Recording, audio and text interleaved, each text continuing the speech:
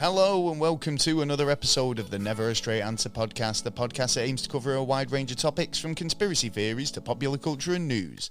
I'm your host Gaz, and joining me in the studio, a man who's your only and best option in a worst case scenario. He's my co-host, he's Mr. Taylor. Yeah, you get me though. Yes, I'll sort you out. Trained by Navy SEALs and the SAS. Oh, With over 30 years experience in survival against aliens and worst case scenarios. This is yeah. Well, thank you and welcome to the show. Thank you for joining us for another week. Yeah. So whether you're a new listener or a repeat offender, welcome back for another week, another episode. Coming up this week, we've got a good episode. We're going to be talking worst case scenarios. We are, yeah. How to survive them. It's a how-to episode. How to survive stuff. Yeah. I mean, I love these type of episodes when we do them. I think one of my favourites was how to survive a zombie apocalypse.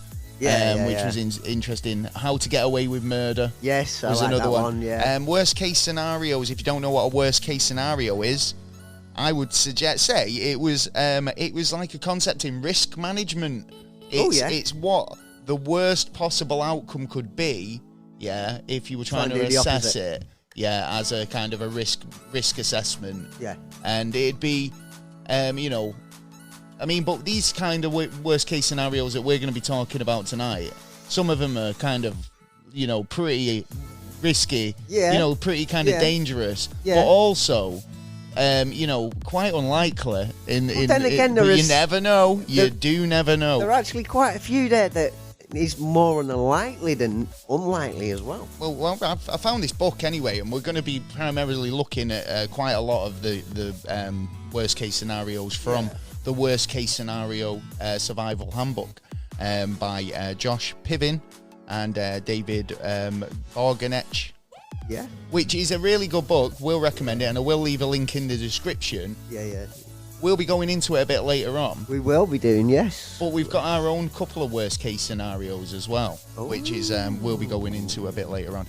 That's coming up shortly in the show, plus this week's random events in the world and this week's NASA news. So well worth sticking around for. It is. I'm sure you'll agree. Oh, yeah. I do have a question for you, Mr. Taylor. Oh, right. Okay, I like that. Right. So it's a bit of a gag question, actually, but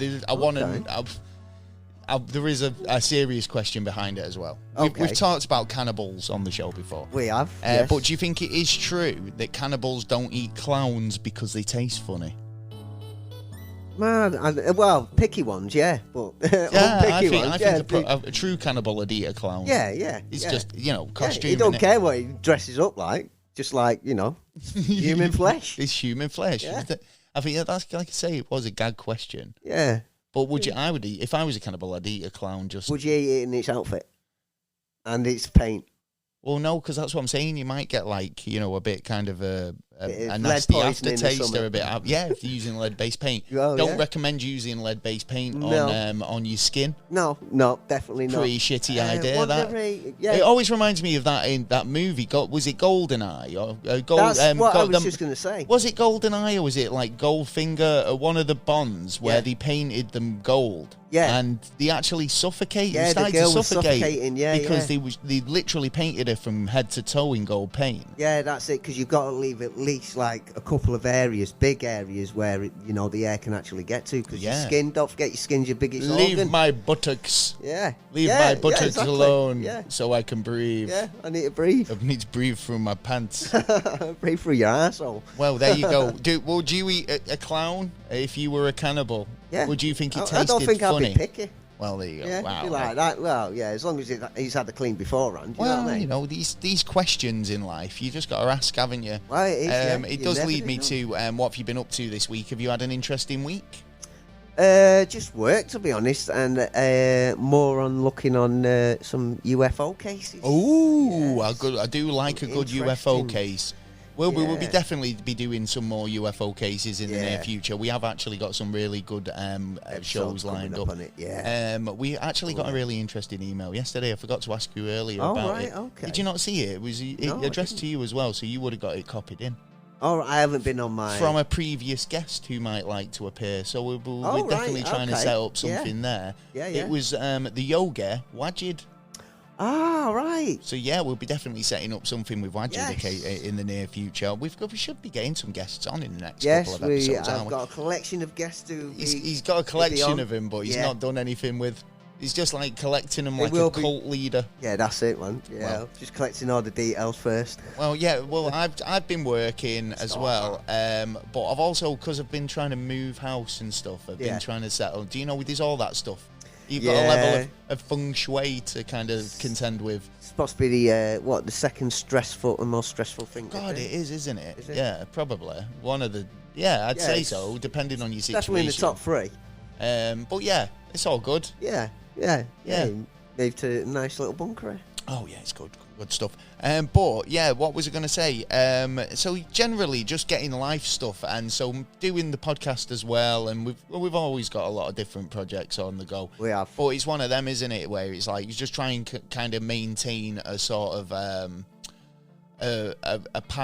sort of a commitment to your pattern. Yeah. So like stuff like the podcast, you don't want to kind of go, oh right, well I'll leave it for a couple of weeks. It's like you want to kind of keep up the rhythm. We always want to try and get in. It's funny, isn't it? Because I mean, like I remember recording when we've been like one of us have been literally on death's door. Yeah. Like with a cold or like just like toothache or something. Yeah. And we've ended up just your backache or any a number of things, and we've just cracked on, haven't we? Yeah.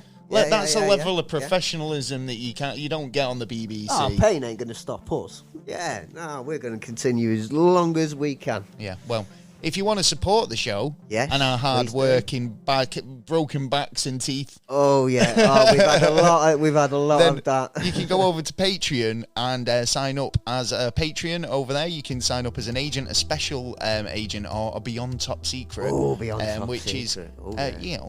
It helps us out. There's loads of ways you can donate to the show. You can go over to the website where we've got a PayPal link where you can donate direct through PayPal, or you can donate via the Anchor app as well, or buy us a coffee.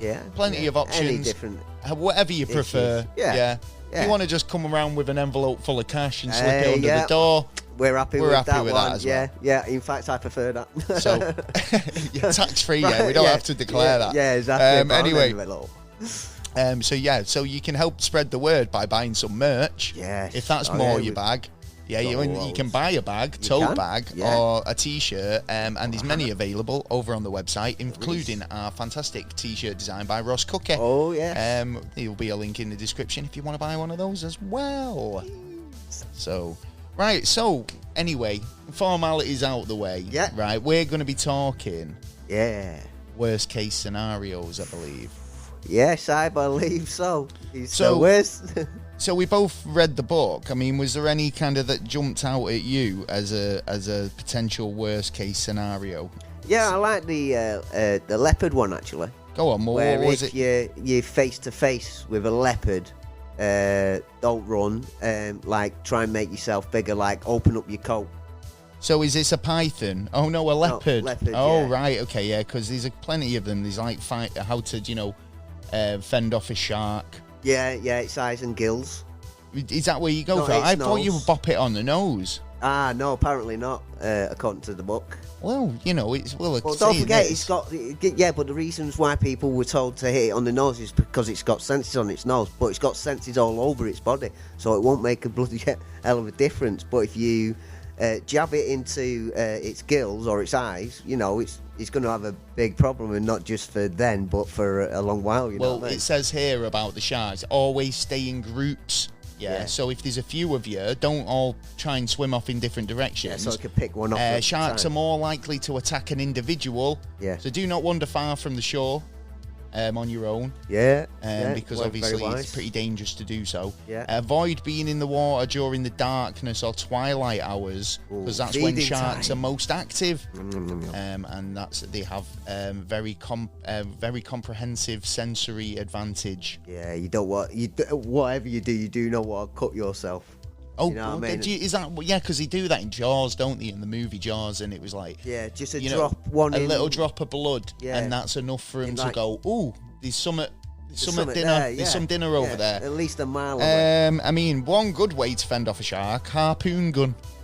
Yeah, but are you and a barrel of go... propane, like, you know.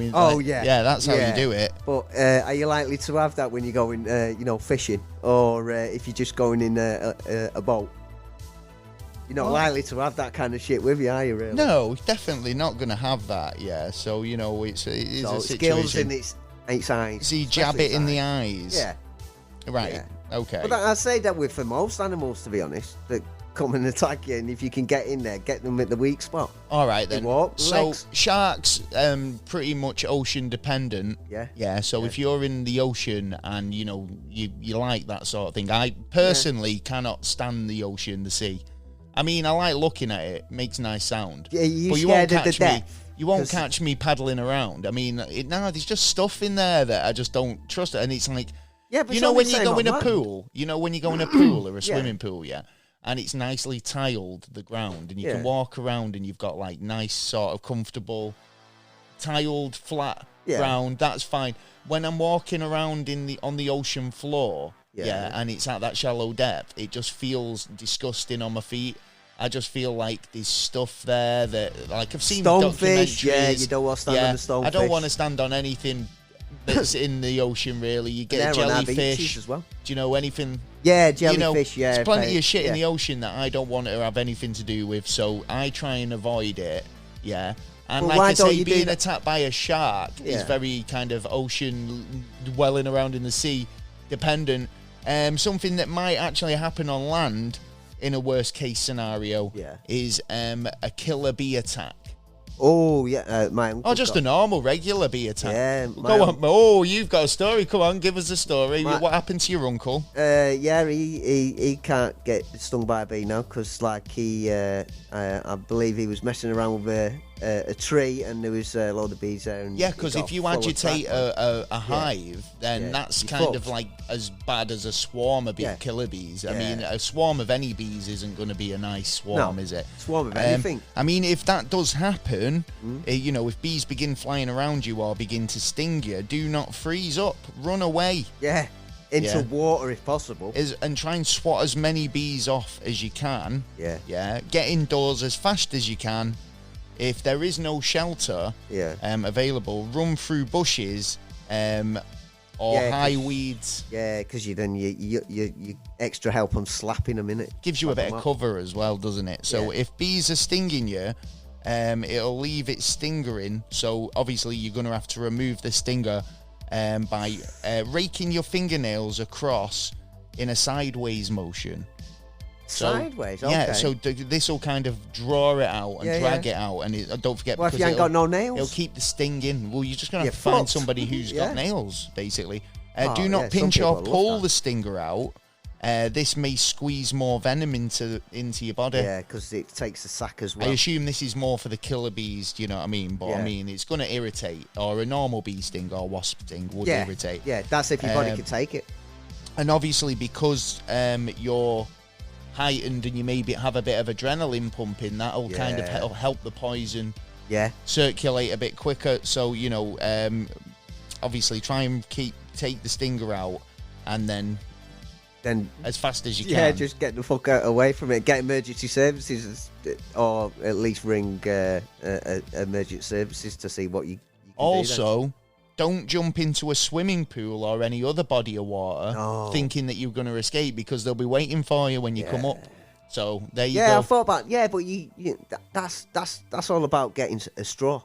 If you got a straw, jump in there. You can be looking and go, come on, there's lads. another worst case scenario. If you're underwater for a long period of time, make sure that you carry a straw. Yeah, you'd carry one if you were going to McDonald's these days. Now, you know what I mean? Instead of their plastic. Oh, them paper ones. Paper ones, yeah.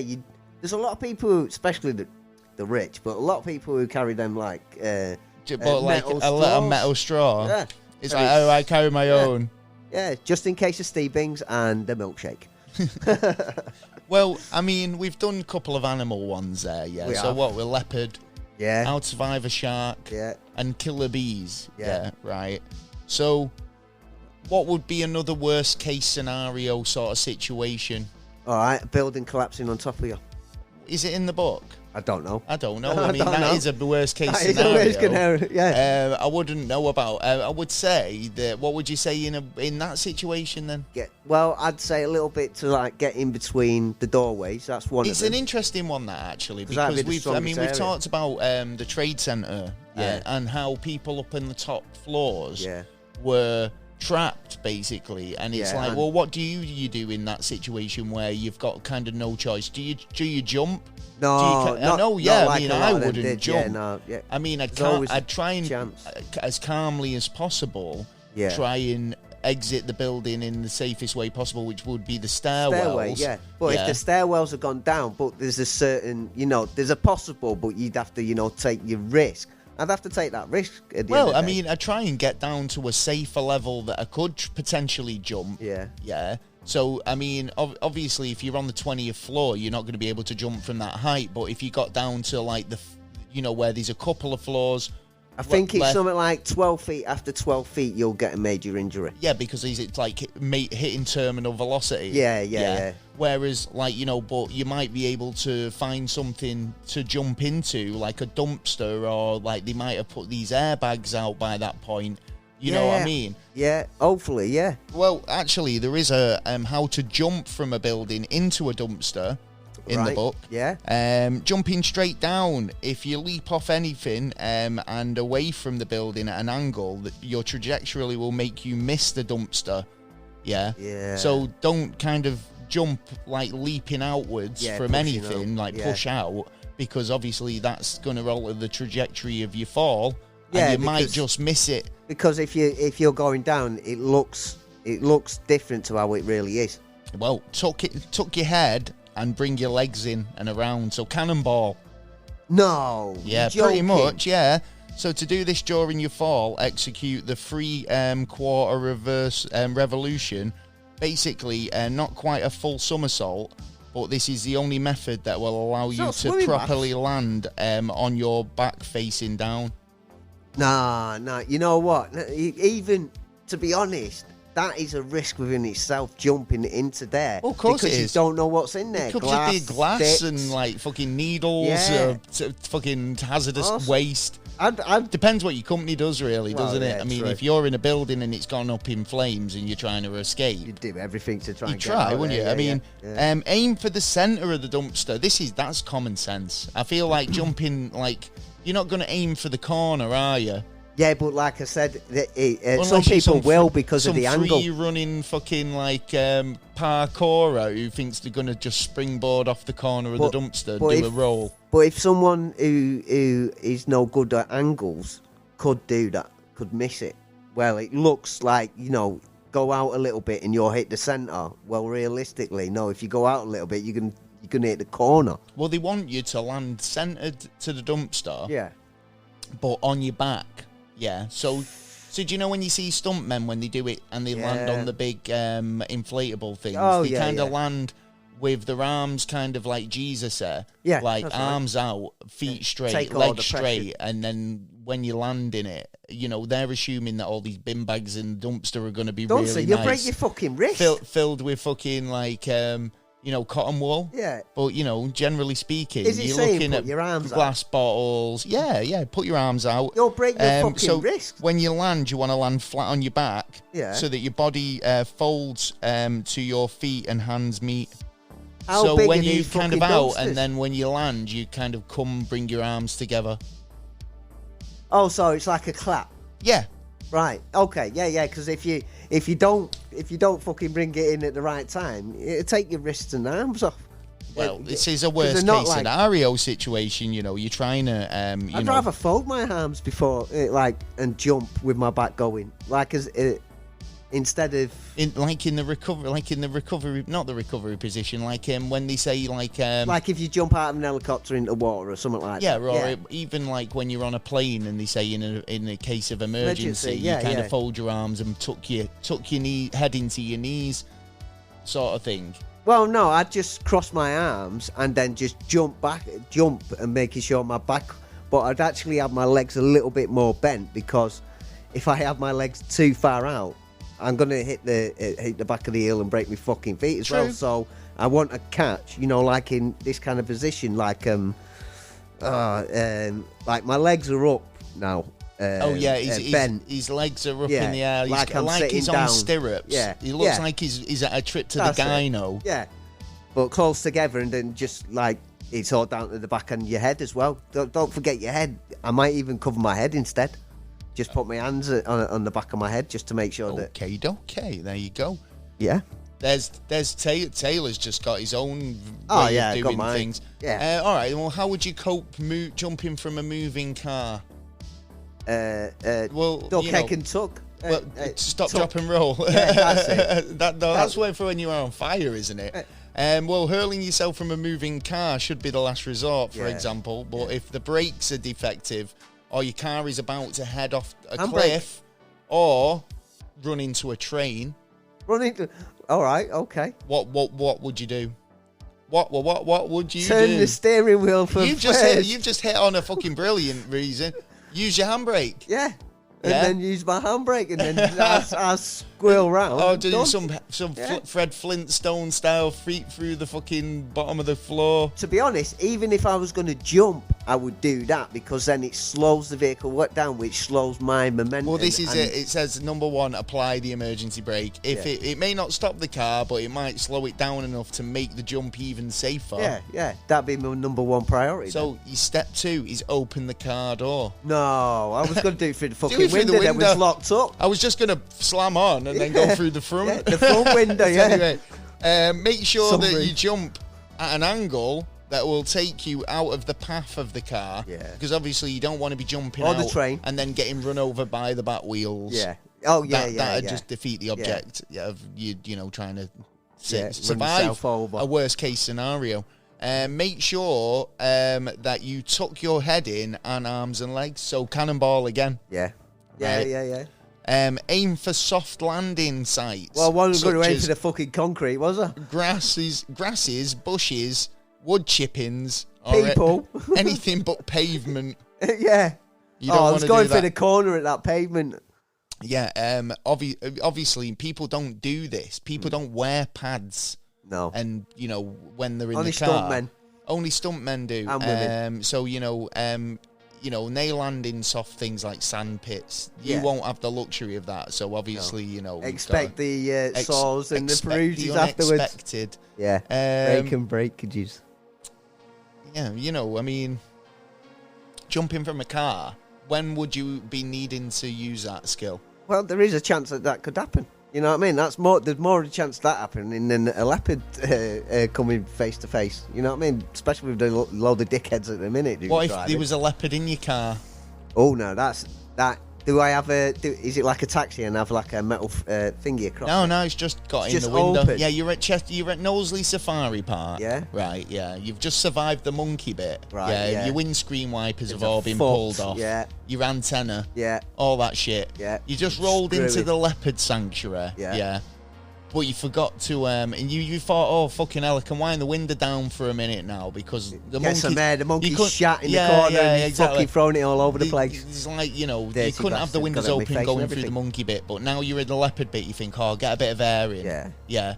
We've all shit it because of the monkeys, and now all of a sudden a leopard's just leapt through your window. They don't call them leopards for nothing. That's true. Yeah, they leapt through the window. I would make myself big. I'd open up my coat and go, woohoo! Hey, stalker. Is that the procedure to deal with a leopard? Yeah, make yourself look bigger. Well, you wouldn't just jump out of the car? No, because if I jump out of the car, who do you think's going to be outside the car with me? His mates. Leopard number 2, 3, 4 and 5, and they're very hungry and they're looking at me like I'm a steak. Right, fair enough. Yeah, I'd rather fucking deal with one instead of like several of them. And I'm not going to run out and run up a tree because I believe they're very good at climbing trees. Well, there's plenty of these emergency situations where, what would you do? If you got stuck up the tree? Just shout. Fire. I would shout fire. Park keeper, warden. Yeah. What was he called in in Yogi? Yogi Bear. Office. Well, he was the park keeper essentially, wasn't he? Yeah. Jones. I watched it the other day as well. What did you? Yeah. It was on TV. Yeah. Here's a worst case scenario for you. Oh, this is a medical worst case scenario. I mean, in the respect of how many times you might have to perform this, but it has become. Zip up your cock.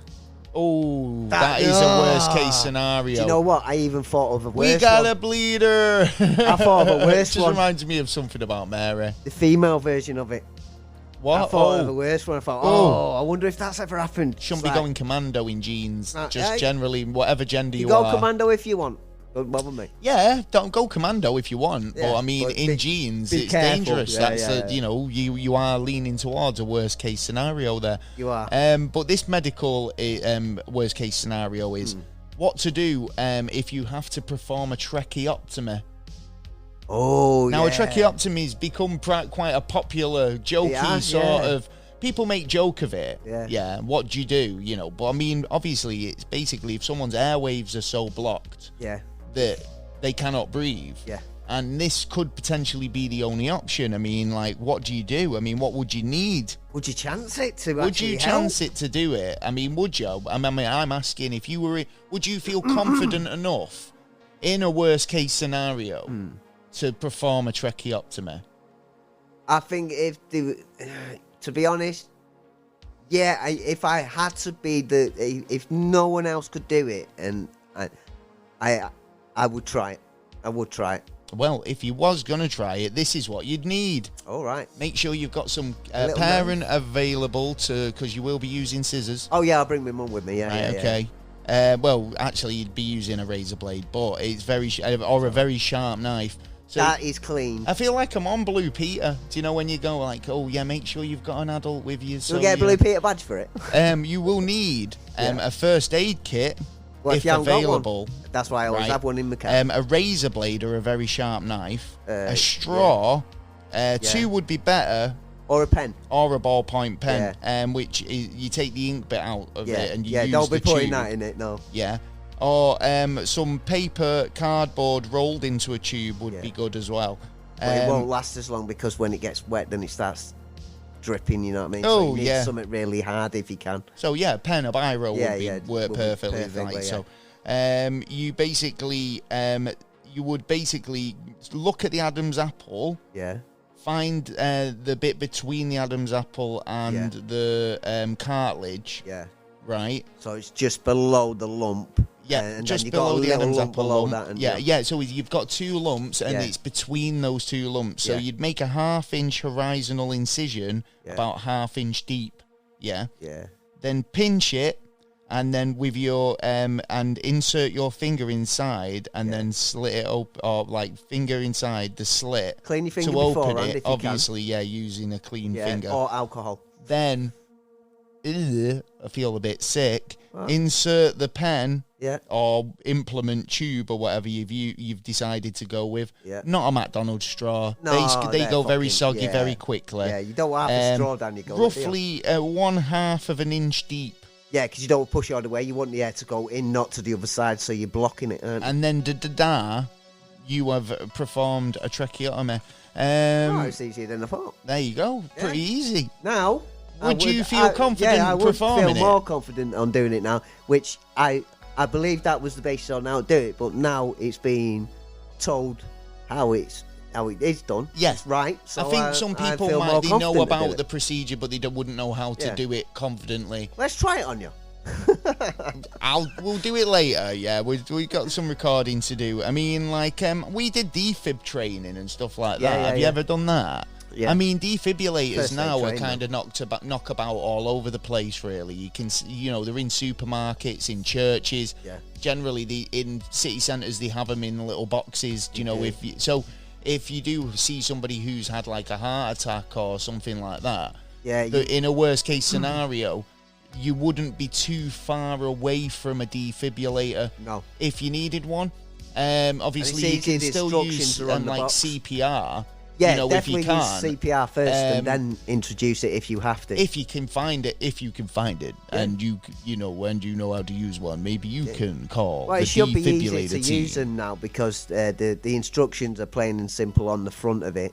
And even if you have to get someone else to tell the instructions because you're in like a kind of panic mode, and someone else is more stable and goes, right, just grab it from here, put it there, bang, done. If there's more than just one of yous around, you know what I mean?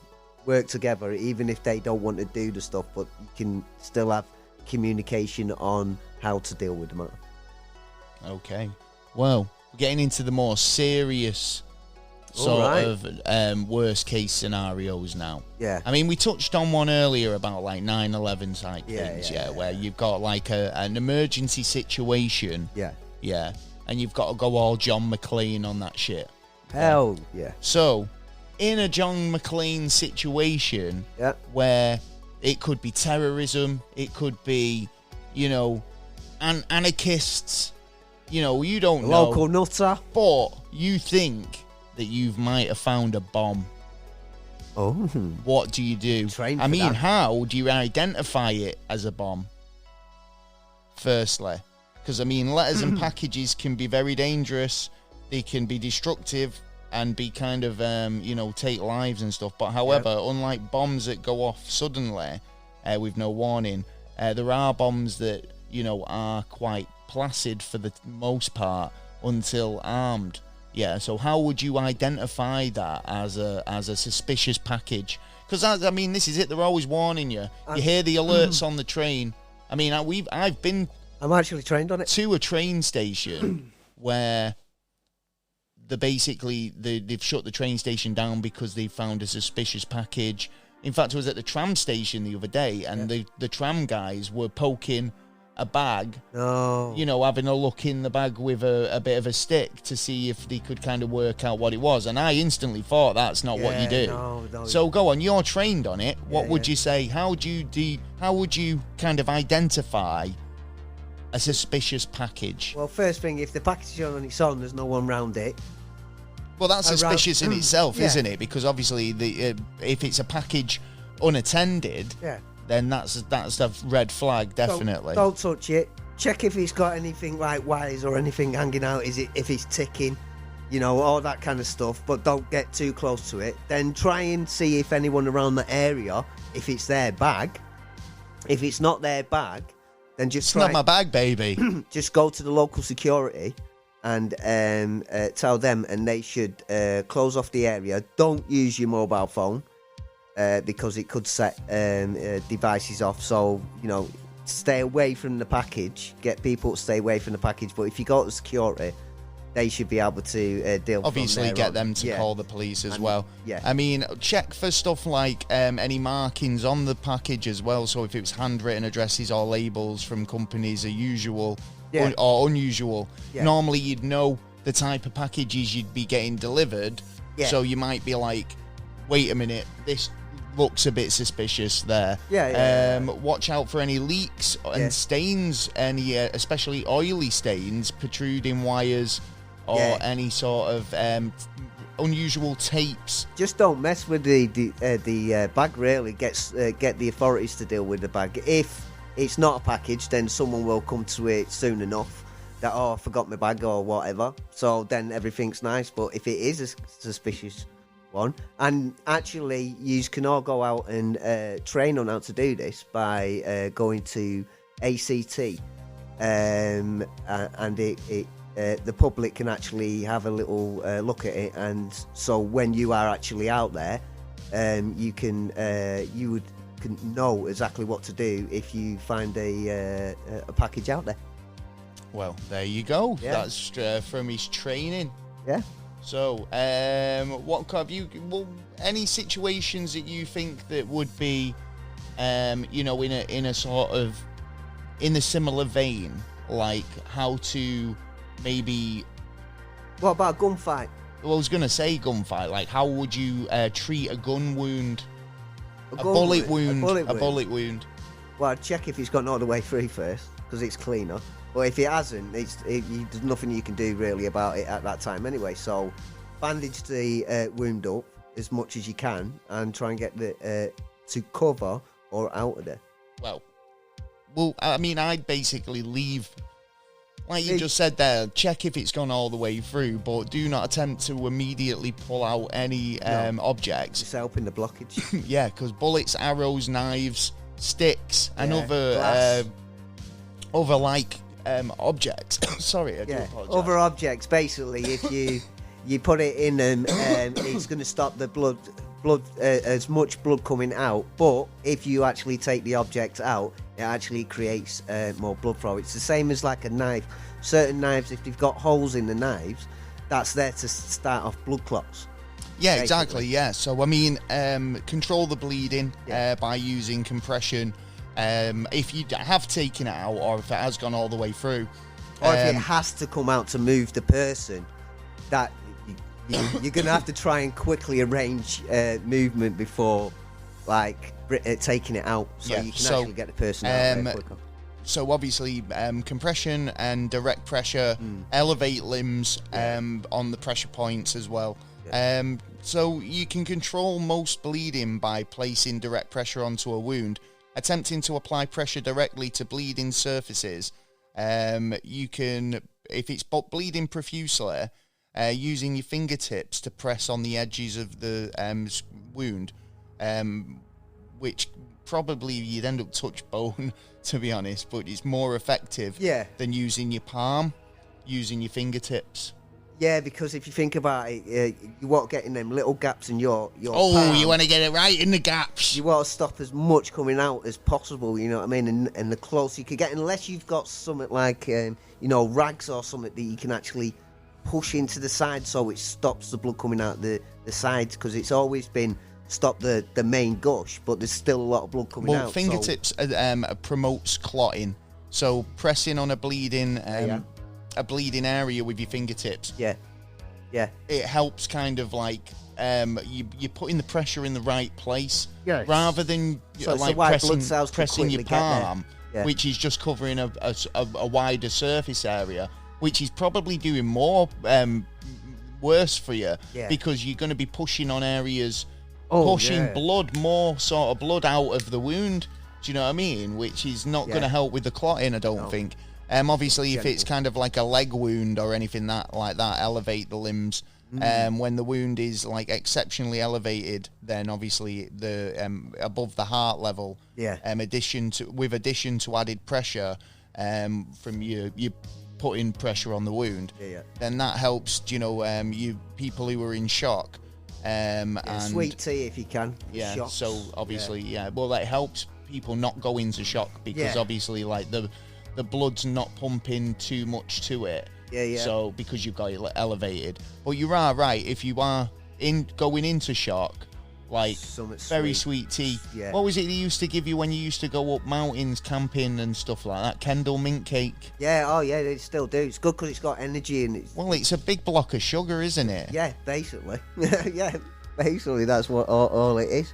Well, it's, I mean, surviving like camping, we've been wild camping, haven't we? We've been wild camping, we've been not so wild camping. And there are moments when you think, wow, people get lost up on these moors or up on in the Lake District to the Peak District.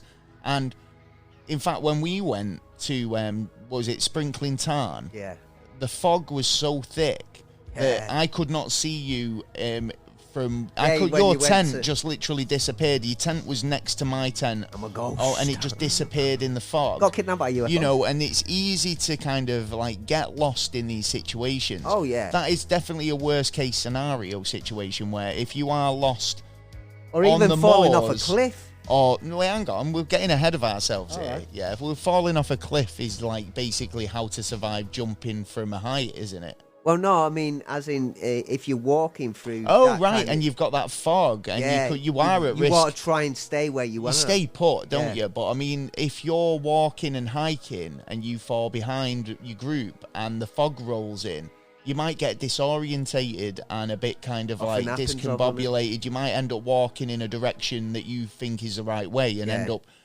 falling off a cliff or being totally lost. I mean... What would you recommend in that sort of situation? I mean, try and find cover. Stay where you are. Try and find cover, and then when it actually goes away, the fog, then try and find someone who can give you assistance. There's always someone on the mountain walking or, camping and stuff like that, and see if you can find assistance. Try and walk the back path that you've already walked, because hopefully your friends are going to be doing exactly the same thing. True, yeah.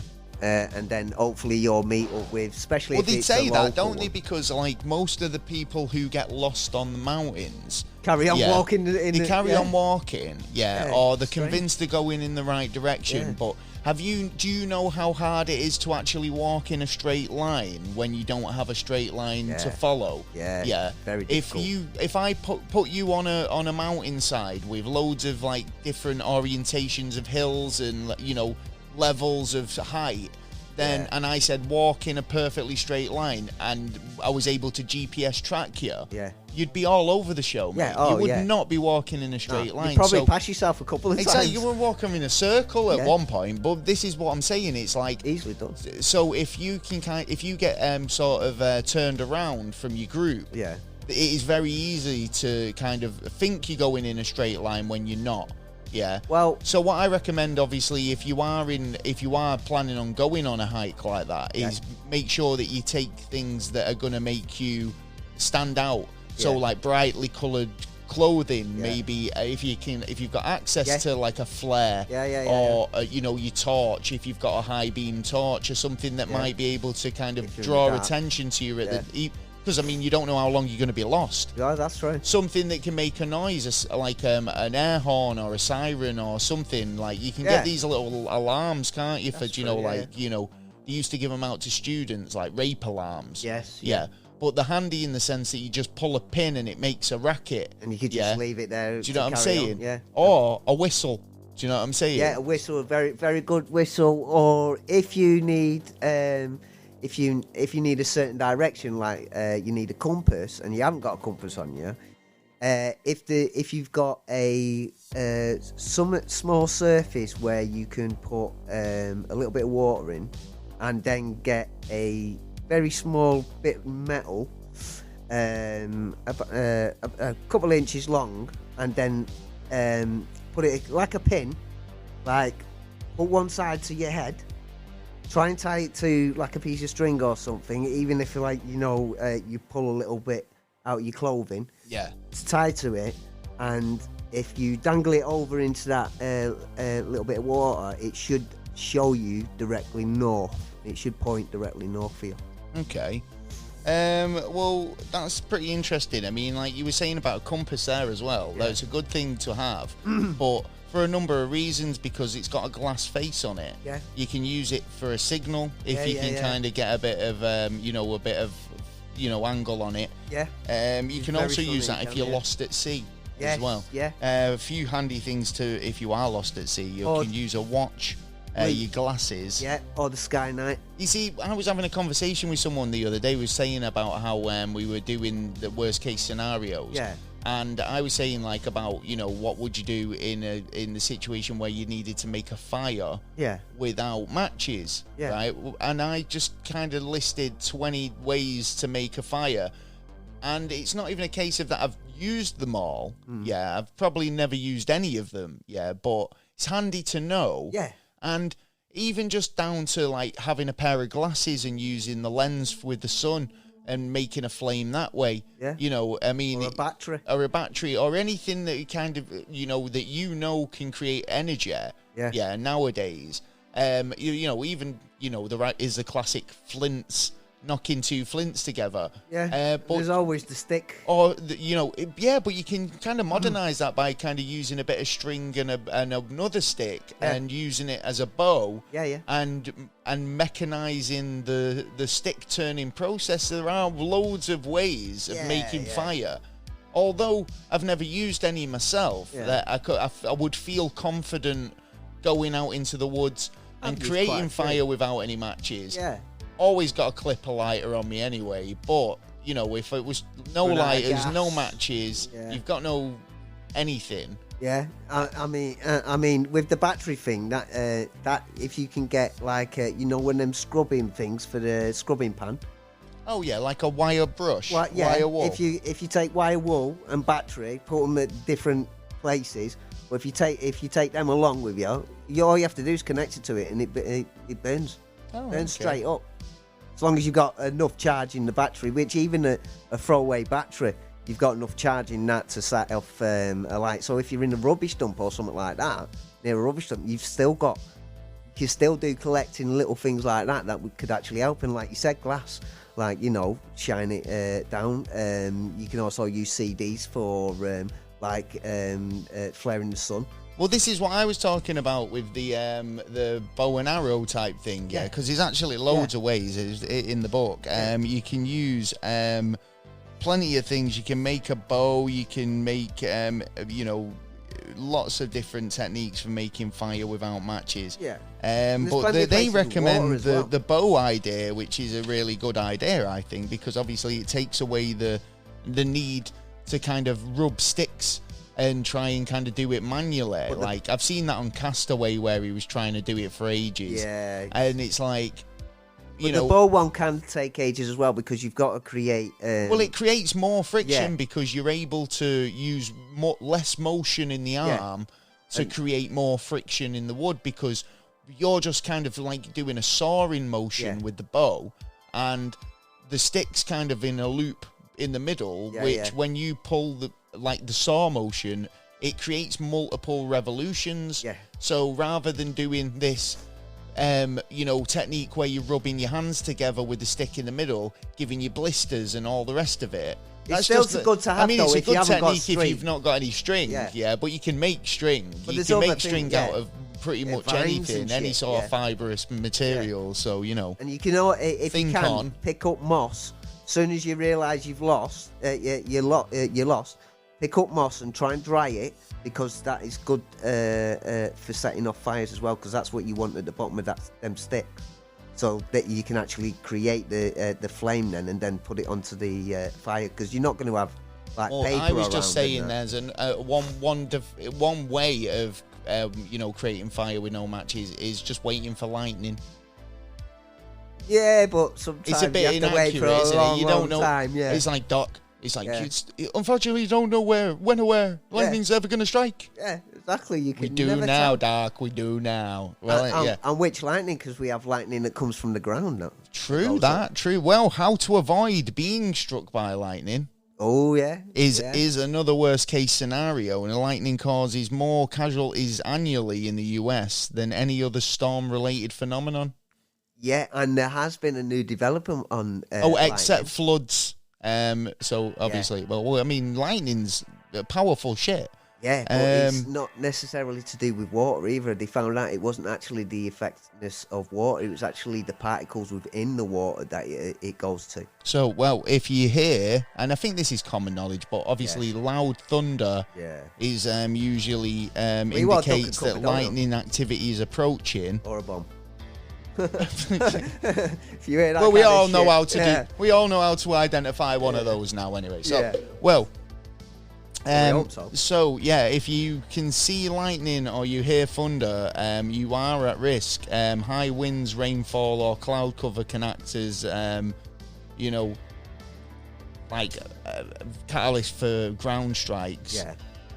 So make sure you try and get indoors at that point. When you see lightning, the number of seconds until the thunder is heard is divide by 5. Yeah, it usually so this will indicate how far away the storm is. So like sound travels 1.100 feet per second or 1,100 feet per second.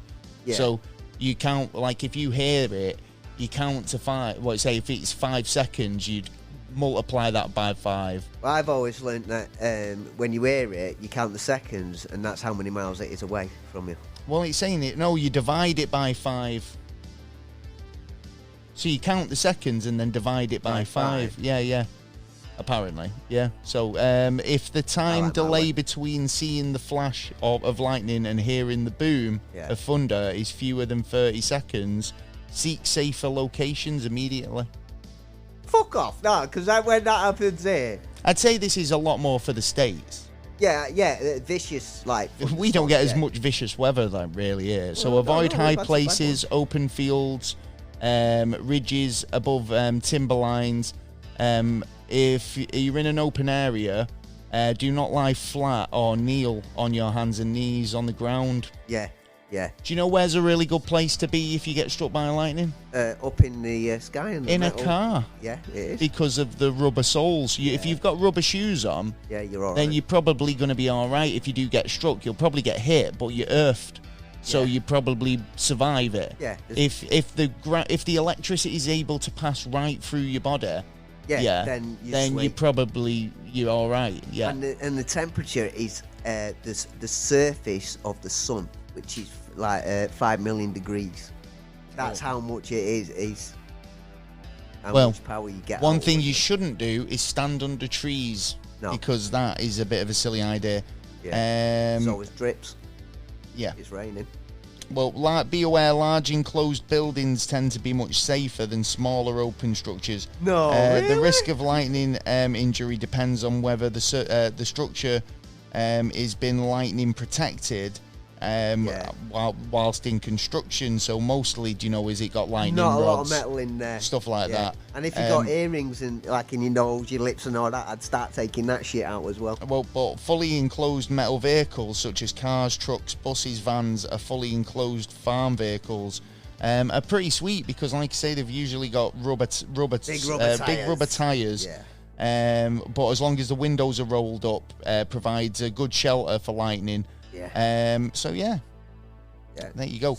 If you are, or if you have been struck by lightning, call 911 to report the strike and give directions and emergency, and anyone involved. Yeah, because you might not feel it at first, but you will feel it later on. Then move to a safer location to avoid getting struck again or getting struck yourself. Because even though the saying is lightning don't strike twice, it can actually strike twice. It does, actually, yeah. In fact, it weren't what was the person who got struck by lightning?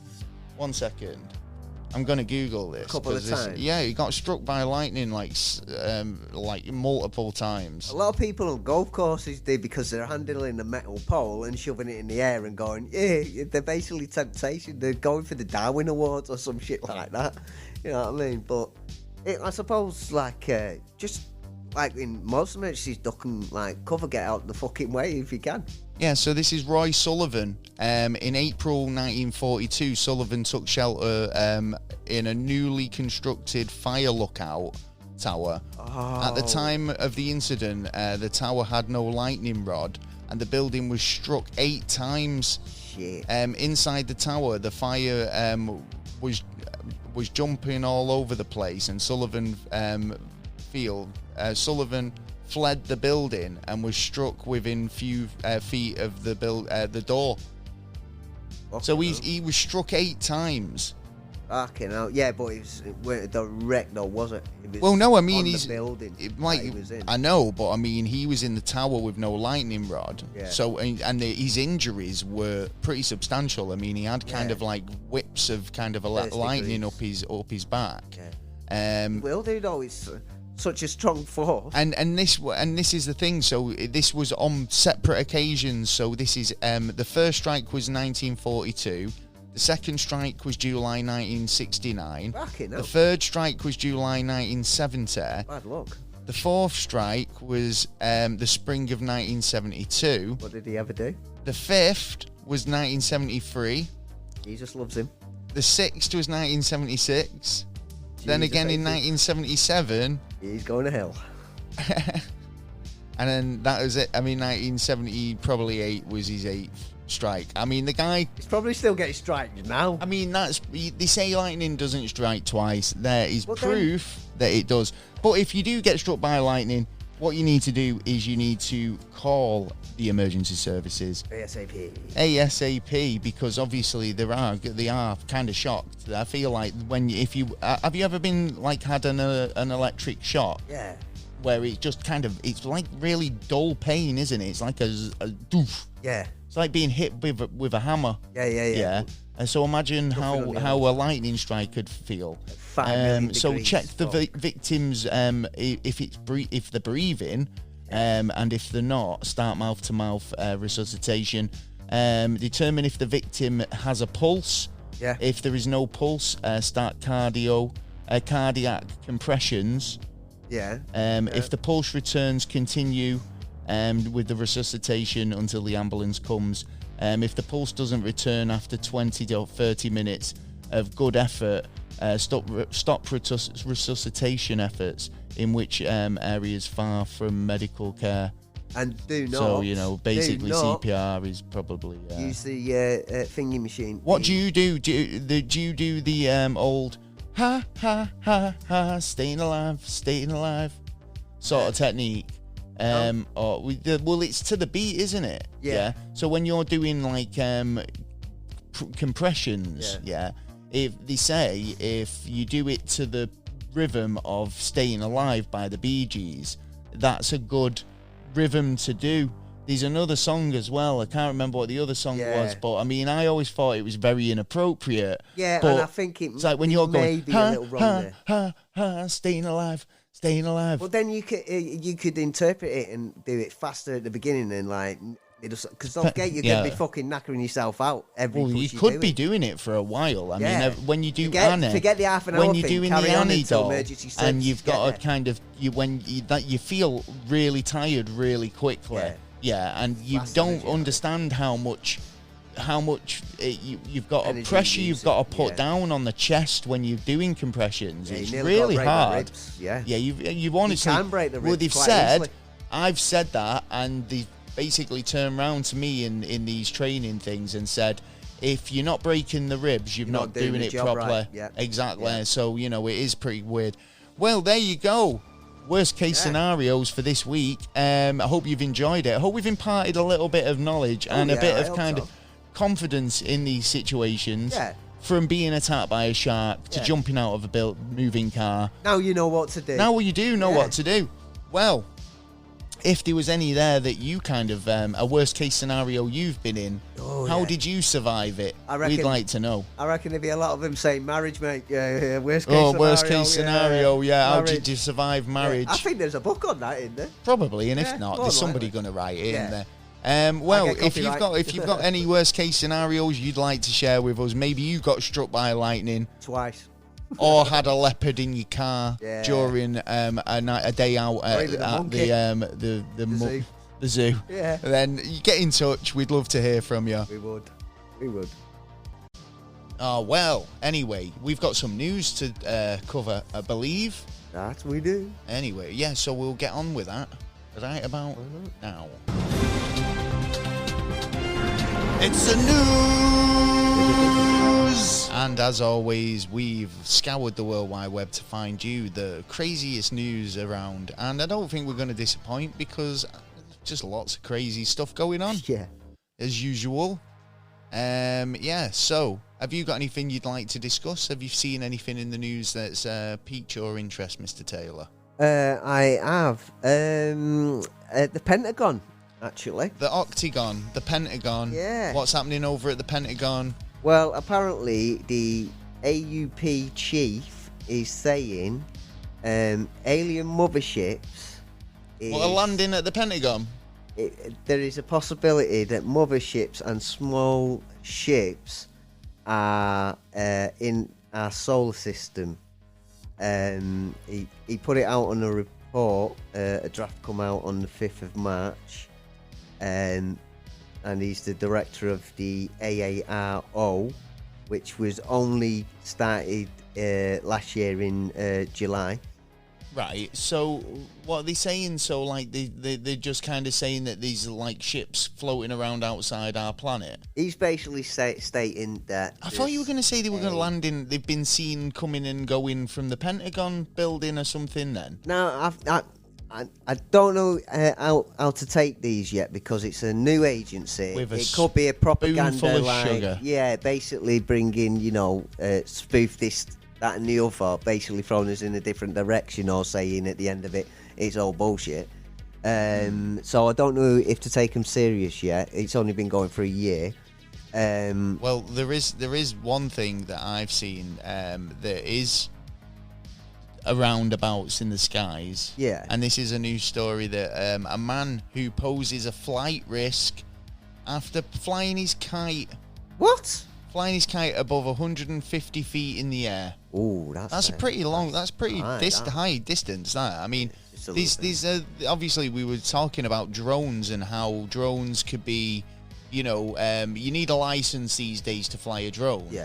Whereas, and you do need to kind of get onto the FAA and those types of people, is it the FAA? The area, when you getting onto ground control. No, that's America's one. FAA. Yeah, the FAA in America, but obviously potentially, ground control to Major Tom type shit, and let the tower know that you're planning a flight, because although you're kind of you might be thinking, oh yeah, I'm just a kind of novice drone pilot or kite flyer, that you could be interfering with a plane that's got passengers on, and could cause risk of death potentially. It might not seem like that's a worst case scenario in itself. Do you know what I mean?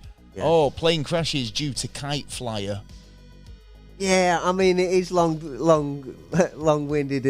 Well, according to Fresno Police Department, officers were told about the kite that was soaring over 150 feet in the area.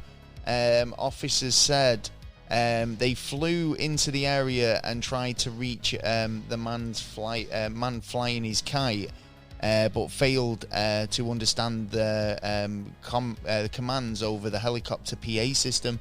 Oh, right. So I don't know. So they were like, maybe, what the fuck's he going on about? Yeah. A man flying a kite? So a short time later, officers approached a man and mentioned that it was illegal to fly a kite over 150 feet in the air. The kite was also flying in a commercially hospitable helicopter flight path. Oh, right. So this is the thing. It gets into flight paths. And like I say, if it's commercial hospital helicopter flight path, I do apologise. Oh, right. So emergency, Yeah, so it's an emergency route and emergency services. Yeah, exactly. And it's getting in the way potentially. So, officers say that the man did not receive a ticket or anything. He just had to leave the park. But you know what? It seems to me like it's kind of like who has the right to be in the sky. It's the same as who has the right to walk, like Ramblers, who has the right to walk on any one land. It seems to be there's a lot of divides.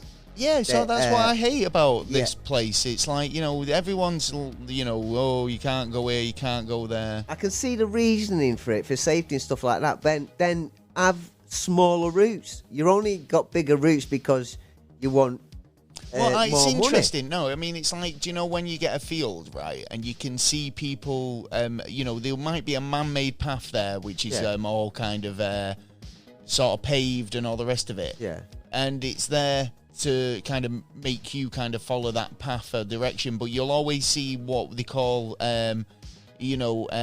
desire lines. Yeah, of course. Where it's usually across in the sort of like the quickest possible route. And it carves your own sort of path into the grass or into the ground, and then other people follow it, and over time it becomes a real path. Yeah, right. And I find like that in that case. Do you know what I mean? It's like people should be wander where they want to wander, and people will wander where they want to wander. That's true, but there is still the argument unless Gary Lineker's got anything to do with it. That's so true. That's so true. But you've got to see. There's an argument on the other side, of the owner of the land as well. If you had land, you don't want any Tom, Dick, or Harry just walking through. You know what I mean? This is the thing as well, because we've talked about how farmers in England have the right to shoot you if you're on the land, and you might wander onto some farmer's land and they go, oh well, I thought you were poaching. I've got the right to shoot you. I thought you were you were on my land. I didn't know what to do. You've got felt intimidated. You've actually, if you want to camp out or travel through someone else's land now, you've got to actually ask permission off the landowner. If you don't, you do have to ask permission. And it's like that's just bullshit. They just keep That's it. That just seems to be the answer. Fine. Well, check this out. There's a bit more than a fine in this situation. Oh, yeah. This is an Egyptian fisherman who's facing 4,760 years in prison. Jesus, well, how he many was people? facing that. Yeah, right. And this is because he was smuggling people. He smuggled nearly 500 people from Libya to Greece. And he deserves it then. This was including 336 men, 10 women, and 128 boys and girls. He ended up with a reduced sentence. Yeah, of 280 years. Oh, that was nice of him. It was, wasn't it? I mean, this is the thing. Even if they halve that again for good behaviour, it's still life. It's like how it's like, oh, it kind of takes a sting out of it, of the nearly 5,000 years in prison. It's like, it means nothing. It's the same fucking sentence. 500 or... No, it's 5,000. It's 5,000? 4,760 years sentence he was facing, and they reduced it to 280.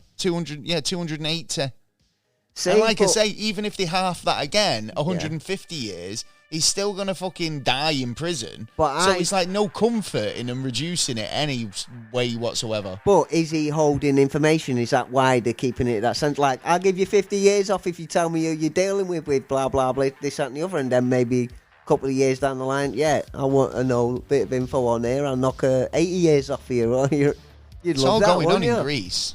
Is it? Wow, what else is going on there was a Greek train crash. Where a train driver was told to ignore the red light before a head-on collision that killed 57 people. That's bullshit. So the person who gave him the instruction to carry on going through should be done for corporate manslaughter. Well, Greek authorities released new recordings on Thursday that shed light on why this accident had happened. In the audio, the station manager appears to instruct the driver to pass the red signal before the train collided with another vehicle or another train on Tuesday. So at least 57 people had died as a result of the crash.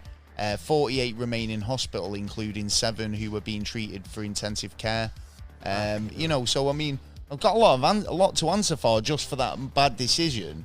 You know what I'm saying? Then it could be a bad decision that turns out to be the better decision, because if he was trying to stop another accident from happening, this other accident happened. I'm not being funny, but I mean, by saying go through the red light, it's all right. I mean, it wasn't all right, was it?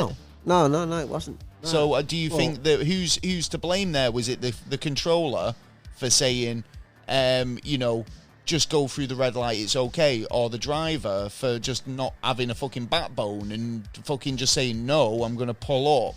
I actually think it should be neither, because, to be honest, we don't know a lot of the facts yet. We only know what's certain. Well, we'll find out. We'll look into it a bit more and see what we can dig up. Yeah. Anything else you've seen in the news? Oh, yes, the Digital ID consultancy of having a look at it is now over. We don't want any digital IDs. We don't. I hope people went on there and said that on there, or they're going to use that as an excuse to try and... Well, you're bothered about this, aren't you? Because you're like, well, you won't be able to go in a shop unless you get your ID, your digital ID. It's like, they've been threatening this stuff for years, haven't they, with RDF chips, but and all the rest of it. They only really have to force upon the businesses to actually put it in place by turning around and saying, like you got now, there are certain shops who will not serve you with cash. I've got a Nectar card. They know who I am. Do you know what I mean? They know what I buy. Yeah, but it's like every time I go in there, it's like they do this scumbag move where it says, "Oh yeah." There's a price there, you can buy a bottle of milk, but it'll cost you £16.50 unless you're a club card member. Oh, and then them ones. And then you can pay regular price. Well, Tesco do it on a reg, where they've turned the club card price is the actual recommended retail price. And then they put this stupid tag on it for the non-club card price, which makes you then go, oh shit, I need to get a club card, and I joined the club and card, and then they're able to use your information and sell that at those analytics. As so true. You know, as a kind of you're a stat then, and it's like, but to be able to kind of make you go, it's worth my while. The actual non-club card prices, notice it next time you're in there, are a hell of a lot higher than you would expect to find anywhere else. But if you're in Tesco's or another supermarket, any of the other supermarkets that do this, then you are more inclined to just go, oh, do you know what? It's easier just to get the club card. But it's do you know what I mean? Yeah, it's the supermarket trickery, though. These are the kind of tricks that, like you go into a supermarket and you just I used to just walk in and go, right, I know exactly what I want, bang, grab it, go to the counter, pay me money, fuck off. But now I've got go in, grab it. Oh, there's a little interest there. Yeah, I've never that's seen what that they do. before. They put end of aisle purchases, which are they're kind of like spur of the moment purchases. They know how to grab you, and that's how they put. Why you never walk into a supermarket and find the milk and the bread at the doorway where it's needed, where you can just grab it and get it and walk out again. It's right at the back of the supermarket, which means you've got to go through all these other aisles to get to the one thing you do need. And you've ended up spending 25 quid. Just filling up your basket on, that looks nice. Is that new? Oh, I'll try one of them. And it's not the worst thing. Oh shit, I've run out of money. Can't get the thing I came in for. The worst thing is going trying to get to the checkout, because they've got like 5 checkouts who people use, and then you've got about 20 goddamn machines. Anyway, and they force you onto the machines because the checkout. We're not here to have a rant about what we dislike about supermarkets, because we could be here all day. But this is worst case scenario. This is how they show how they will enforce these IDs. Worst case scenario, I don't want one. I don't, and I'm not having an ID. I've got my passport. If that's not good enough, well, then the first one starts in December. Well, they can try it. Traveling they can try around it. the country. I've found this story about Ouija boards, Ojo boards. This is a bit weird, but I mean, obviously, satanic panic and getting people all riled up. 28 girls have been hospitalized. Oh shit! With anxiety after playing with an Ojo board. So nearly 30 schoolgirls have been hospitalized with anxiety attacks after allegedly playing with the cursed board game. Look, kids, this is what happens to you when you fuck around with shit that you shouldn't do. There is a video available where it basically says a young girl is possessed by a demon after playing. The 28 possible cases of anxiety in school students are basically just because of, I feel like it's just a panic.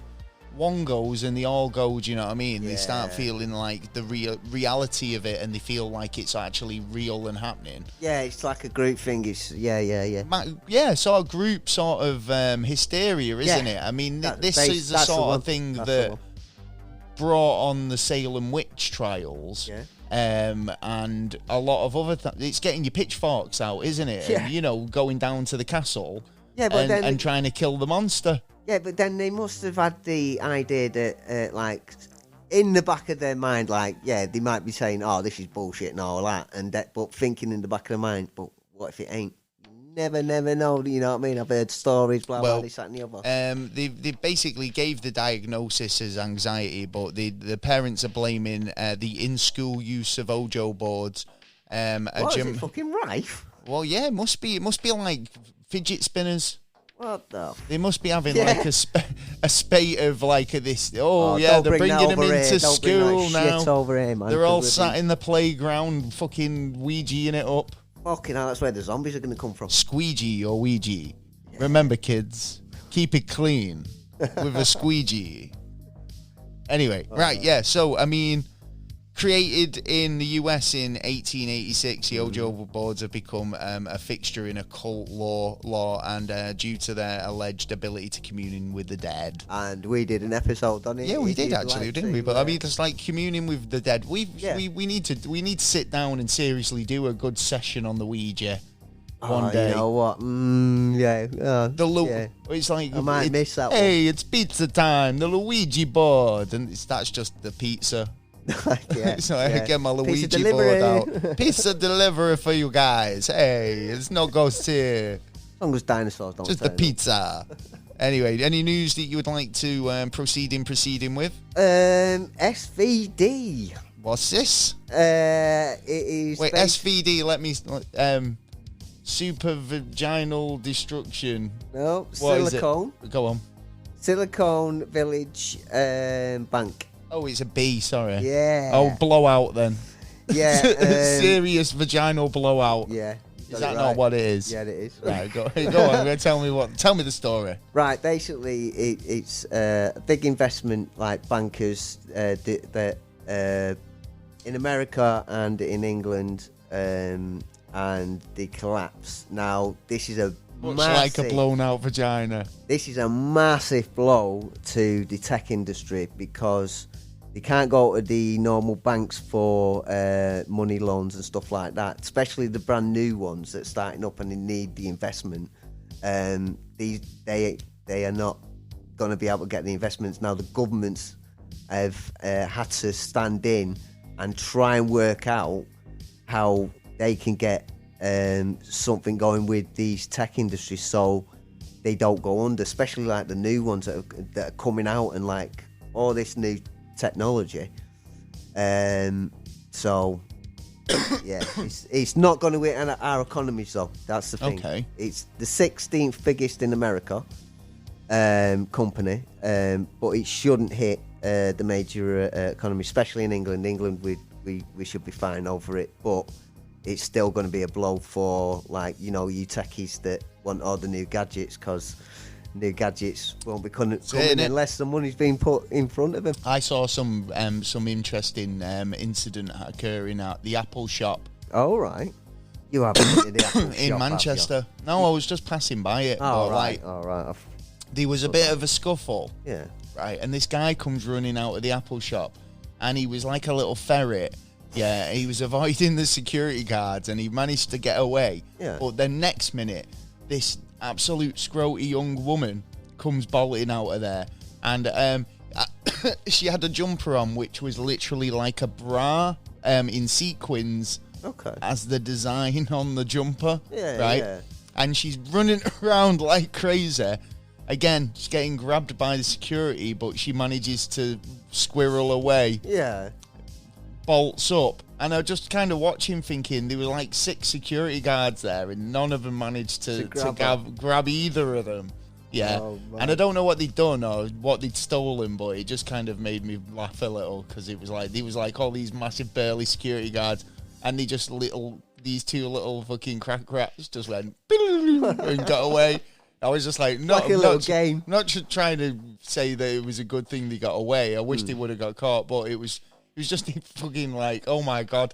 How many of you? Just one of them moments. You're really on the ball, you lot, aren't you? This is the A-team over here. Definitely Anyway, not the A-team.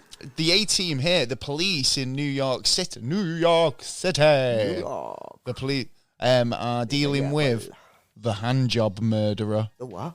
Well, who's had an hand job and who's murdered? The Dead Hand Gang. Oh. Another, what else could they be called? The Hangover. Well, did we say the hand job murder? Yeah. What about the story? Well, anyway, the story. All right, yeah. So this is a story about a hand that was found in New York City woods. Right. Right. So at first, you find a hand. Yeah. Yeah. It's like, what the fuck? Where's the rest of it? Yeah. Do you know what I mean? Yeah. So the police had to investigate it. So after the human hand was spotted by a dog walker this week in the wooded area in New York City, Staten Island, belonging to a woman who'd been buried nearby. Oh, shit. So, you know, this is kind of like grave robbery or whatever, I suppose. But yeah, I mean, well, I was saying, because you were saying, like, animals, and I was thinking, well, the only way you'd have to find the body and then find out if it was ripped off or sawn off. Because if it was sawn off, then someone else is involved. What about there's a dog walker here involved, right? Yeah. So we sure that the dog wasn't having a dig and like grabbing it, grab the hand, rip the hand off, and then it was only when they got into the wooded area that the owner went, "Oh shit." I thought that was a stick. Yeah, exactly. And then it made it drop it. But then he had to kind of ring up the authorities and say, I've just found a hand. Yeah, it was here all along, I swear. Well, then that dog walker is dozing, not looking after the dog. I don't know. I don't know if that is the case. But, I mean, it's just a bit of a kind of coincidence that a dog would maybe... Because I say animals, but, I mean, a dog's an animal, isn't it? Yeah, but then the case is, at the murder scene there... or where the body was left, was it sawn off and maybe left on the side, and the dog walked past and went, there's a bit of meat. Well, that's what I think's happened. Yeah, I think if the dogs kind of discovered it, the dog walkers discovered it, it was because the dog was having a sniff. The resident noticed that the hand was when the dog started sniffing around the area. He contacted the police who deployed their dogs. Their horse. Yeah. And searched the forest, but we were unable to find any other human remains. All right. But using fingerprint analysis, the hand was identified to belong to a woman who died in 2011 at the age of 63 and was buried in Staten Island Cemetery. What the? So, so obviously she's, Well, zombies, maybe. Well, I don't know. So so the hand must have been like proper rotted. Yeah, well, maybe, yeah. I mean, even the coffin might have been rotted, and maybe that like there was some sort of digging around, and animals pulled it out. Well, fair enough. Well, they found the body. Mystery. They found the body. It just went. The hand decided to move out on its own. Yeah, I'm going. Do you know what? I'll take the hand with me. I'm sick of this woman. Yeah. She's smelling now. Greener pastures new. I'm going to go off and get my dog a me dog. Give my dog a bone. Yeah. Well, here, chew on this fucker. Chew on that. But they stank now as well. You were saying about magnet fishing, weren't you? Yeah. Was it you who wanted to get into it? No, my mother wants to get into it. If you don't know what magnet fishing is, I've got loads of fridge magnets. You're just not strong enough. You need a proper big neodymium. Yeah, you need bad a proper boy. One. Yeah, right. Yeah. With a hoop. That's it. For attaching a rope. Yeah. Strong rope. If you don't know what magnet fishing is, it's a craze where basically people are using big heavy duty magnets to fish. Yeah. Fish for metal and other bits and pieces. It's I've seen a lot of videos on YouTube where people are pulling up firearms and bits and pieces. Like even safes. A lot of safes. Yeah. And I think a lot of this comes down to criminality and criminal elements. Yeah, but discarding of evidence. Yeah, but they're not all going, right, we've just done a robbery, where do we put the stuff, lads? Right, we nicked it, right, we throw it in the canal like all the other lads we've been doing for the last 20 years. Well, I mean, there's different places to put it, but... Well, exactly. I mean, I've seen this happen in Amsterdam, actually, where people were magnet fishing and the magnet got stuck. Yeah, and it's took a group of people to kind of free the magnet and pull it. Yeah. So in Amsterdam, it was like the magnet got stuck and it was off a bridge and there was a lot of tourists passing. So they literally roped in tourists. Okay. To help free the magnet or pull out whatever they discovered. Right. Whatever it stuck to. Yeah. It's happened again in Chicago. Oh, so they don't know what it was? Well, no, I don't think they did, but I would have guessed a car. I would have guessed a car, yeah. Because obviously it was so heavy that they couldn't move it. Or a pipeline. Yeah. But it was something so heavy or so stationary that they couldn't literally move it or retrieve the magnet. Yeah. Basically this guy bought a big £150 or $150 Terra magnet with the pulling power of 2,200 pounds. Yeah. You're going to end up putting a fucking car on the end of it to pull the items. Yeah, but this is it. You still need to be able to have the strength to pull it back. Yeah. So when this 2,200 pound pulling power magnet attaches to something that isn't, it's like when you got a pound, the weak man meets the immovable object. Yeah. It's just not going to end well. Yeah, and I think this is what's happened. He's had to rope in a load of friends and passerbys to help him free it in a tug of war. So well, I mean, you've just got to be careful. I mean, it must be fun and exciting, you know, when until it actually comes off. When the magnet popped out of the water, and it was, and everyone's on the floor going, "Oh shit, sorry mate, sorry." Well, this is a quote that the guy said, and we'll leave on this story on this. He said it was a powerful magnet. It was so powerful, it pulled these strangers together into friends. Oh, that is beautiful. Oh, bless him. Bless the little cottons. Bless him. Right, well, moving on. Have you got any more stories? Yeah, do you remember a couple of weeks ago I was talking about over Hawaii, some green lights were flashed over a second. Okay. Well, they thought it might be NASA, and then NASA basically turned around and said, "No, nothing to do with us. It's not about any of our satellites or anything like that." Well, it turns out a guy called Rick Fisher, Fish, which is he's an expert on Chinese military and armaments, and the satellites and all, the gadgets and shit. And he believes that it was a Chinese satellite that actually to help a supersonic missile attack. Right. So they were gridding the area, and it took a millisecond or a second to actually grid the whole area for preparation for an attack. Right. And it was interesting. Is China going to do that to us as well? Interesting choice, I think. Any other country, and well, they better not. Well, no, just can't be bothered with that. Well, yeah, we've got no fucking wars at the minute. I know, fancy any more antagonisation. We don't need any of that. Too much of that at the moment. Well, apparently, in terms of antagonisation, a Canadian judge has ruled that giving the middle finger is your fucking God-given right. Yeah, give it. There you go. Take in that, terms son. of freedom Take of expression, the gesture may not be, civil or polite, not meant to be, but it's not a crime. Yeah, of course it's not. And it's an expression of kind of communication. Yeah, you can kind of just kind of let people know how you're feeling with a little flip of the bird. Yeah, how many times have you done it and you laughed? Loads and how many of times have you done it and you're serious? You know what I mean? They get the point. So giving the finger is actually now under protection of the Canadian justice system. So it's just in Canada. Oh, well, Canada. It's just in Canada. Yeah, well, that's all I right. actually say Canada a lot. Well, I reckon all the lorry drivers now doing that to the fucking government. Yeah, give them the bird. Yeah, give them the bird with all the shit they bring. Found this story, and you probably agree. Yeah. Well, you might not. I mean, does money buy you happiness? It's a conundrum that we've kind of we've asked many times, I'm sure. Well, I've seen... If I was rich, would I be happier? Well, it'd certainly take the sting out of being poor, won't it, Rodders? Well, yeah, but I've seen a study a couple of years ago, and it stated that 60 grand is the maximum happiness you can get out of money. Well, do you ever remember Dave Gorman's important astrology experiment? I remember seeing it. He had a scale of happiness, basically in units of measurement of a pound. Yeah. Right.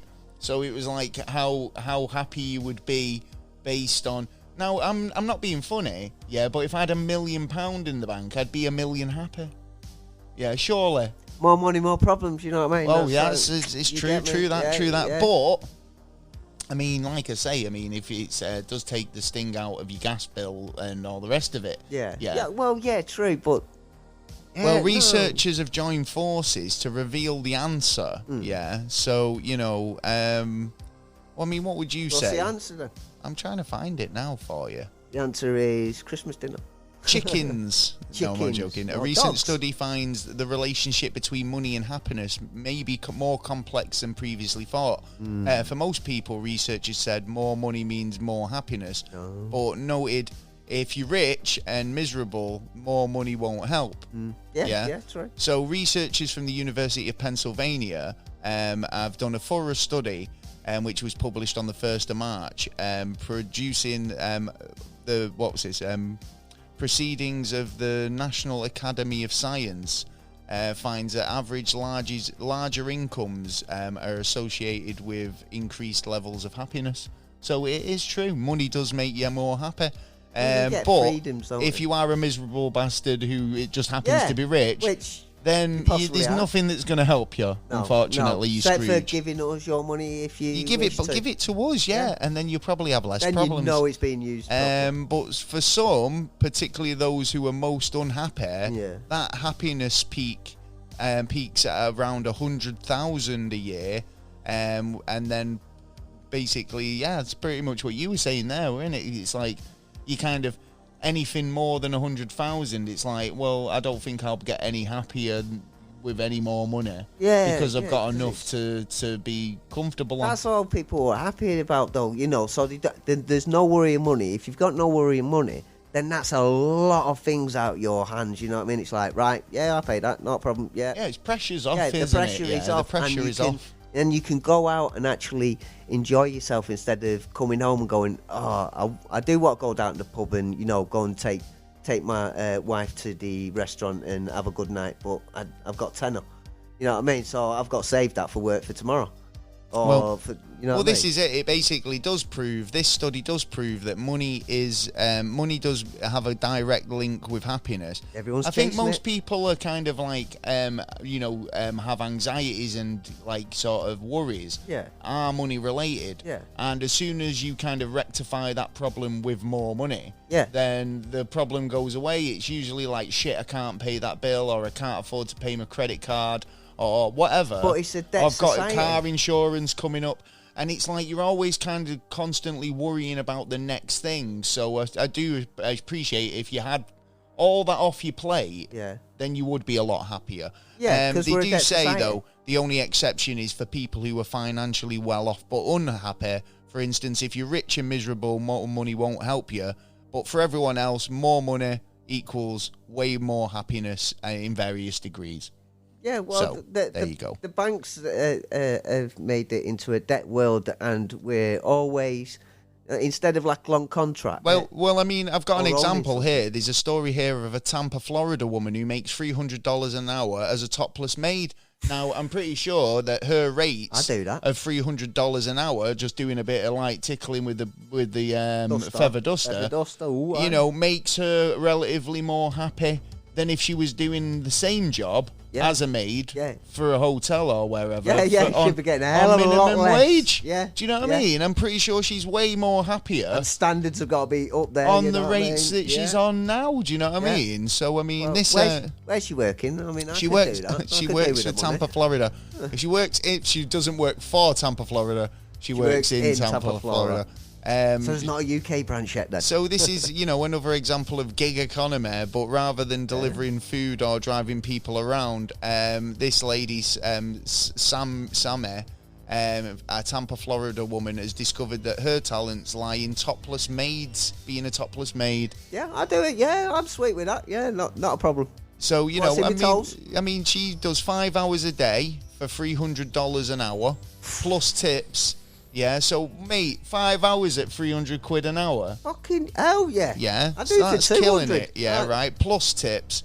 I'm not sure I understand some of the tips are more than... No, red hot one. She says some of the tips she gets are more than her hourly rate. Oh, right. So, you know what I'm saying? Well done, girl. Do you not remember, what was that show on Channel 4? Eurotrash. Oh, yeah. And there was two naked cleaners in that, wasn't there? But they wore like posing pouches, two lads. Yeah. And they were like codders, or like looked a bit kind of like unconventional. You don't know what codders is. Fugly. Yeah. And, not desirable. and undateable. And, they must have made a killing, because they were always like on Eurotrash, even if they were like, I think that exposure alone might have got them a few more clients. Yeah, I'm sure. I don't know. Would you do it? I mean, with a daily take-home over $1,430 a day. Sign me up. I'm well up for that. I come around and I'll sweep your floor in my thong. Oh, yeah. I'm a thong. Yeah. I'm not a dirty slag, but, I show my tits. Well, anyway, moving on. Did you know... Yeah. Right, I've been buying a bit of vinyl recently, but sales of vinyl albums have overtaken CDs for the first time since the late 80s. You could see that coming. The vinyls have just been becoming massive. I feel especially like in Manchester it's such a at the nice, more of a kind of a warmer, crackly, great sound to vinyl. I feel like, you know, I love charity shops for vinyl, and I always find like proper old school. You never find any modern stuff, but that's good. No. Yeah. So like, you know, you find your Otis Reddings, you find your your Ray Charles or Nina Simone or Aretha Franklin. Yeah. I got fucking stung for vinyl in a charity shop the other day, didn't I? But didn't you? Yeah. Oh god, it's like he was trying to fucking trying to give me the hard sell. He was like, it must be good. It's got a parental advisory sticker. Ooh. I went, how much is it? He went, £1. Fucking give it me. Turned out to be a load of shit. You can get about 15 grand for one of them now, you know. Some of them, original pressings. Yeah. First album ever bought. Yeah, there is some. So some people go and have a look in your closet, and you've got some that you don't want. You know, if you've got any Kiss, send it me. I want a Kiss on vinyl, actually, and I want the Labyrinth soundtrack. You want the Labyrinth one? Didn't you find one? We used to have that as kids. That's what I'm saying. I think Gavin bought it. I mean, we had Chitty Chitty Bang Bang on vinyl as well until my older brother thought he could scratch. Sick. After listening to the Beastie Boys, he thought, check me out. Chitty Bang Bang, Chitty Bang Bang. It's like all over the show. Fucking hell. Shit. Well, yeah. We've got a bit of NASA news. We have. Moving on from the vinyl. Well, NASA is monitoring an asteroid that could collide with Earth. Oh, no. On Valentine's Day 2046. So a bit of way off, but on Valentine's Day, that's a bit harsh. Well, yeah, we've got a lot of dates going on that day. You know, we couldn't move it. We've got one in 32. We've got to watch out for that one. That's going to be a close one. And there's a few more. And, like, they're keeping their eyes out, but there's still major problems there. This is what I'm saying, though. This is saying that it's going to collide, yeah. Usually they go, oh, there's going to be a near miss or whatever. Haven't they got their asteroid smashing sort of like dart program now? Better be ready. They've been testing it and they've been firing these darts at asteroids that aren't even anywhere near us, just taking pot shots. Perfection, mate. It needs perfection. So, yeah, bullshit, mate. At the end of the day, yeah, they're all sat around firing fucking darts at rocks. Come on. Yeah, what's wrong with that? Yeah, that's fun. Yeah, they're playing games, yeah. Yeah, they're having a fun with it. Yeah, but it costs a fucking lot of money, that's the thing. So, I want to know that, like, if there is an impending rock coming towards Earth on Valentine's Day 2046, that they're going to take care of it. They're probably You've still got quite a lot of time left to deal with it as well, do you know, to work out exactly how they're going to manage that. Yeah, because we've got some close ones. I think, is the one in 26? I can't be too sure, but I swear I heard one for 26. There's one definitely in 32. And then we've got this one, and we've got another one in between as well. But yeah, so things are looking up with our new gadgets. The only way is up. Well, you said we're not going to get any gadgets. All the gadgets are going in England, but everywhere else. And don't forget, we are 50,000 years overdue. A gadget? No, for a big hit. Yeah, it's been ages since we had a new iPhone. Yeah. What, a year, 6 months, fucking 2 days, mate. Right, come on. So anything in NASA occurring or any spacey stuff you'd like to discuss? Yes, we have a worry in about 8 years, 6 to 8 years. Another one. We've impending doom all around from the NASA team over here. Well, as you must know, that behind us we have a solar flare. And it won't catch up with us because of the speed. It's been creating some amazing northern lights, though. Even in the UK, there's been people photographing northern lights. I ain't seen any, I'll be honest, right? But on the coastlines of the UK... Oh, our son's been doing some massive... chronomass ejections. He even went into the X area, which is like the top one, but luckily enough, we just skimmed it. And we've been all right at the moment, but no, this one is like in near another galaxy, and basically it's following us. It happened a long time ago, and it's just following us. Yeah, but scientists have found that there's one that's going to hit us in about 8 years, but nothing to worry about because we have no idea what will happen. To be honest, it might just fly through and everything's fine. Yeah, it might do that. It might also destroy us. Well, there's a possibility of that. And but everyone you know and love.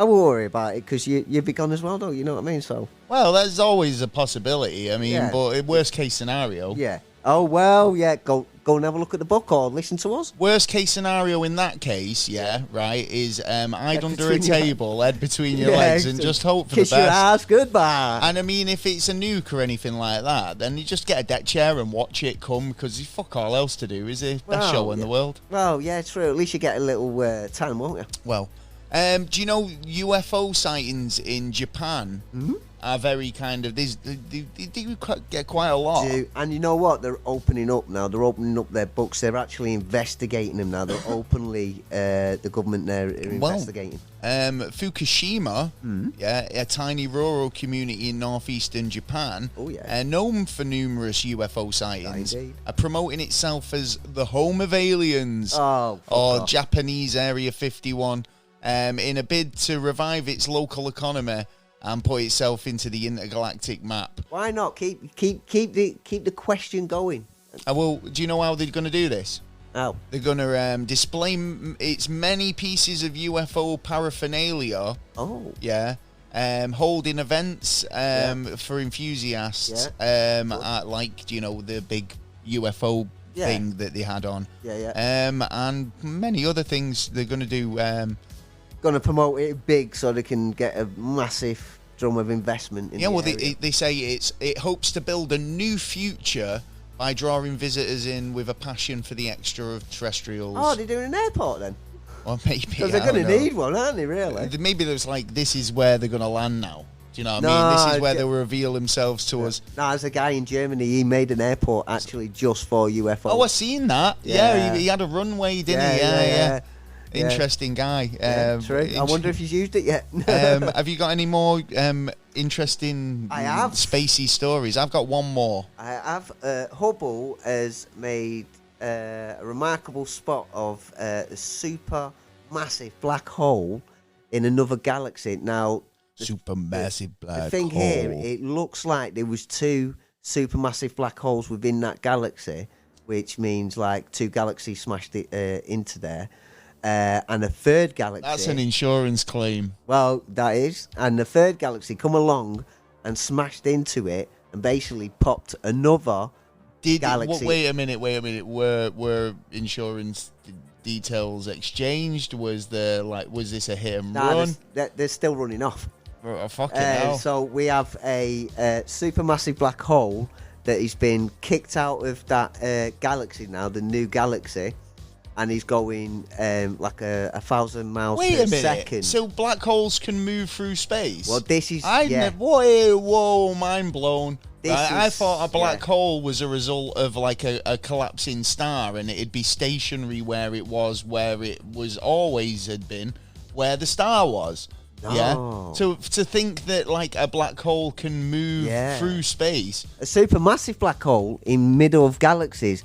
We believe that is it not just moving through space because it's expanding, and it's moving through space because it's just gobbling up everything in its wake? But then, well, everything's moving. Well, that's what I'm saying. But to have it on a for it to be moving away from its original point of origin, it sounds a bit kind of far out. Yeah, but this is a super massive black hole, which they're only supposed to be. I'm not going to argue inside a galaxy, but but this galaxy's been sort of fucking crashed into, hasn't it? So I suppose the impact of that would have made a bit of a difference. Oh, fuck knows. I really don't know. I don't understand that. There's other weird things that are happening as well, because as it's speeding out of that galaxy, going God knows where, it's actually not touching the planets from around it, really. It seems to be going that fast. It's not affecting the planet. Okay, so is the which is uncalled for. Because if you think about it, then black holes, sucking in energy and anything, matter.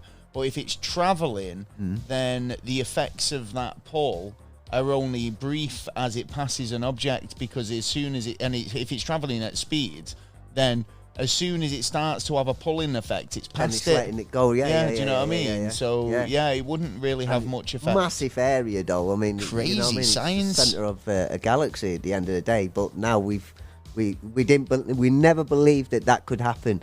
It was written down in paper, but now it's been proven. It's the first time it's been proven now that another supermassive black hole can fuck off out of an area. It might be coming this way. We hope not. Well, SpaceX Cargo Dragon. Oh yeah. Will blast off from NASA's Kennedy Space Center in Florida this week. Sweet. Carrying significant equipment and supplies to the International Space Station.